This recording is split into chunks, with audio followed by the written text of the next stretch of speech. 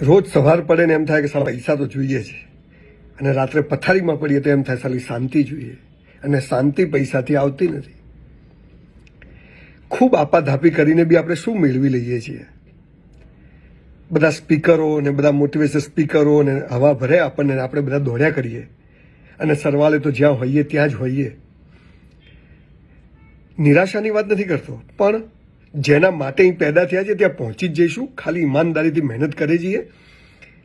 બાકી ચિંતા, ભય, હવે શું થશે, પહેલાં આવું થયું હતું તો હવે આવું થશે, તો જે નથી થયું એની સતત ચિંતા કરવાથી કશું થવાનું નથી. ઉપરથી બધી પ્રોબ્લેમ શરૂ થઈ જશે.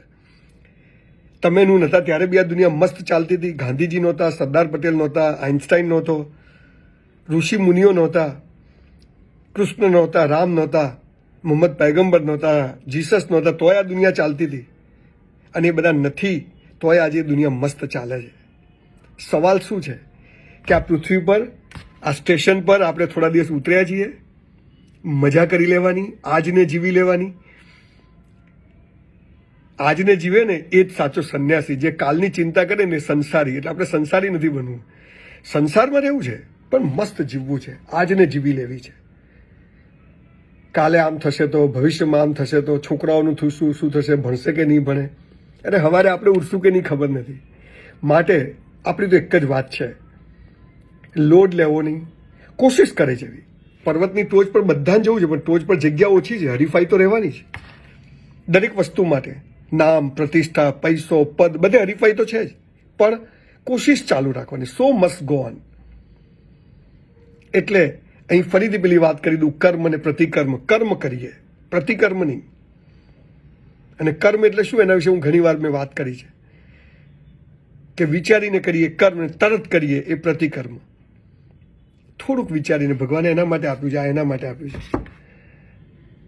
મસ્ત જિંદગી પસાર થઈ જશે. બાકી રોજ રોડ ઉપર લાશો ફરતી જોઈએ છે, ગાડીઓમાં લાશો ફરતી હોય છે, સભાઓમાં લાશો બેઠી હોય છે, સ્મશાન હોય કે લગ્ન એક જેવા લોકો હોય છે. મસ્ત જીવવું, જરાય લોડ લેવો નહીં. અને જેમાં પરિસ્થિતિમાં ઈશ્વરે રાખ્યા છે એમાં ખુશ છીએ, અને એને બદલવાની સતત કોશિશ કરશું. અને ના બદલાય તોય ખુશ, બદલાય તોય ખુશ. અને એ સતત યાદ રાખવાનું કે એક દિવસ આ બધું આમ ને આમ મૂકી અને જ્યાંથી આવ્યા હતા ત્યાં જતા રહેવાનું. હિન્દુ હોઈએ કે મુસલમાન હોઈએ કે ક્રિશ્ચન હોઈએ, એક ઈશ્વર, એક અલ્લાહ. જેને કોઈ અલ્લાહ કહે ને આપણે ઈશ્વર કહીએ, કોઈ એને ગોડ કહે, એ તો એક જ છે. આ 10-15 જણા મંડી પડ્યા છે, એ જેલમાં પૂરી દેવા જોઈએ, શાંતિ થઈ જાય. જો ઈશ્વર એક છે, એને બનાવેલી દુનિયા એક છે, તો આ બધો લોડ છે લોકો લઈ રહ્યા છે. મસ્ત જીવીએ, ઈશ્વરનો રોજ આભાર માનીએ, અને કોશિશ ચાલુ રાખીએ જે દિશામાં ગમે. પણ રોજ આજે ઊંઘતી વખત આજને જીવી લેવી છે, મજાથી જીવવું છે. બસ બહુ સિમ્પલ ફંડા છે, પણ જો લોડ લીધો ગયા. તુમ કર સકતે હો, તું કરીને બતાય ને ભાઈ. 5% લોકોનો પણ ધ્યેય જીવનમાં પૂરો નથી થતો, ગોલ પૂરો નથી થતો. એટલે આ થિયરી જ આખી ખોટી છે. રાખવું જોઈએ, પણ ના થાય તો શું, તો જે છે એમાં ખુશ. આપણો ગોલ પૂરો ના થયો એ આપણો ગોલ હશે. આ સમજણ સાથે જીવશું તો જેના માટે અહીંયા આવ્યા છે ત્યાં પહોંચી જઈશું. અને જે કોઈ વિચારો ઈશ્વરે મોકલ્યા છે એ પ્રમાણે બધું જીવન જીવાશે. પણ એ વિચારો આપણા હોવા જોઈએ, એ પ્રયત્ન આપણા હોવા જોઈએ, અને મસ્ત જીવવાનું, જરાય લોડ લેવાનો નહીં, પ્રતિપળ ખુશ રહેવાનું, ગમે તે થાય. બસ આટલું સીધું સાદું જીવન જીવવું જોઈએ. આ 4-5 હજાર ચોપડીઓ અને 450 બાયોગ્રાફીમાંથી ખબર પડી. Thank you.